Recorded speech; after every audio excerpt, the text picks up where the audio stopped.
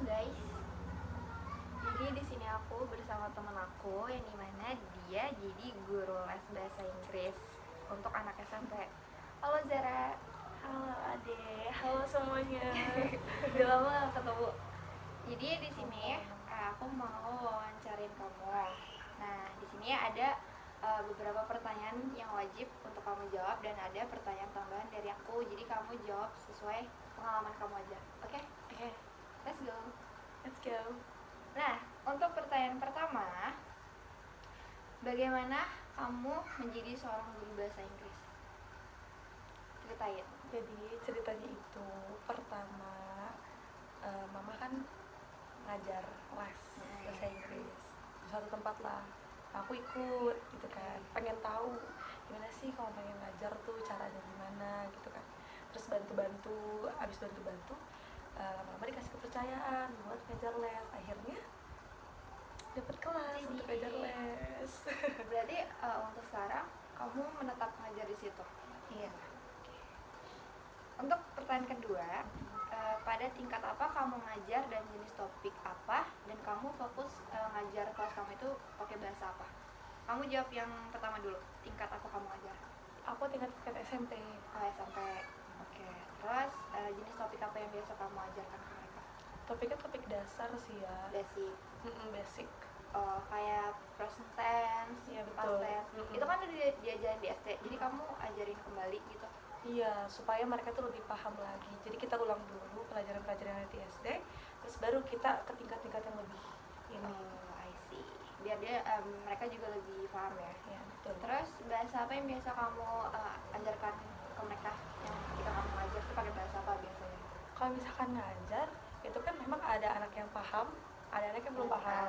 Jadi aku nyampur mix antara bahasa Inggris dan juga bahasa Indonesia. Tapi memang kalau misalkan anak-anak udah lebih paham dan anak-anak biar terbiasa ngedenger cara kita ngomong bahasa Inggris yang bener bagaimana, ya aku lebih banyak memakai bahasa Inggris dibanding bahasa Indonesia. Biar tapi masih mix.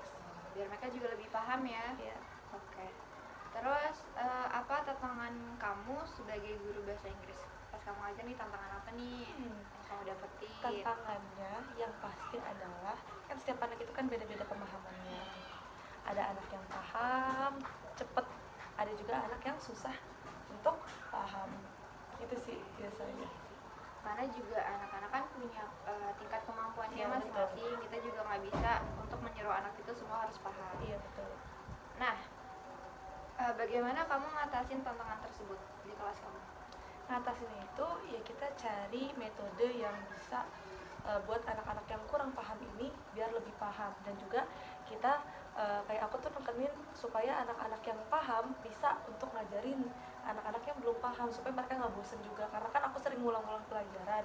Jadi supaya nggak bosen, mereka juga ikut andil untuk ngajarin anak-anak atau teman-temannya yang kurang paham. Oke. Nah, untuk metode tersebut, kamu bisa kasih contoh gak metode apa untuk mengajar listening, mendengarkan? Kalau untuk mendengarkan, ini kan zaman digital ya. Kita bisa ngajarin anak-anak bukan dari kita ngomong doang, tapi kita bisa ngasih yang ada di layar, visual. YouTube. Iya, visual, betul. Karena kan dengan mendengarkan yang ada di YouTube, mereka mungkin lebih tertarik. Baru setelah kita ngedengerin yang ada di YouTube, baru kita lebih jelas, lebih dalam lagi apa maksud dari video tersebut. Oke. Nah, tadi kan untuk teaching listening. Nah, sekarang itu contoh metode untuk mengajar berbicara, speaking. Kalau speaking, biasanya aku tuh kayak nyontohin, misalkan ada satu cerita pendek, cerpen. Terus habis itu aku aku nyontohin dulu mereka gimana caranya baca yang benar. Setelah itu kita baca bareng-bareng. Setelah baca bareng-bareng baru aku tunjuk satu-satu untuk maju ke depan, mempraktekkan yang benar bagaimana. Oke. Nah, sekarang itu contoh metode untuk membaca, reading. Membaca ya sama aja mungkin ya. Semuanya juga tahu kalau misalkan untuk membaca paling ada buku gitu ya, buku cerita atau buku apapun yang nanti disuruh baca gitu satu-satu. Untuk melatih juga, untuk kan? melatih, betul. Kalau kan katanya. Iya, ditunjuk satu-satu juga yang saya tulis di papan tulis supaya mereka baca ini apa tulisannya yang benar. Terus kalau salah nanti dibenerin. Oke. Nah, terakhir itu contoh metodenya eh, contoh metode apa untuk menulis writing? Kalau menulis biasanya aku kasih tugas untuk di rumah atau enggak di langsung juga bisa sih.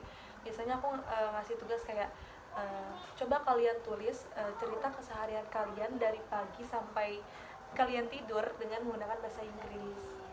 Oh, nanti bisa mereka tulis di buku Iya, catatan dan masing-masing. dicatat juga, diusahain jangan pakai Google Translate. Sepahaman mereka aja. Betul, karena memang kelihatan kan kalau pakai Google Iya. Translate. Oke. Nah, ini terakhir saran atau pesan kamu untuk calon guru bahasa Inggris ke depannya. Kira-kira Sarannya apa? Sarannya lebih perbanyak lagi untuk belajar bahasa Inggris, lebih dalam lagi.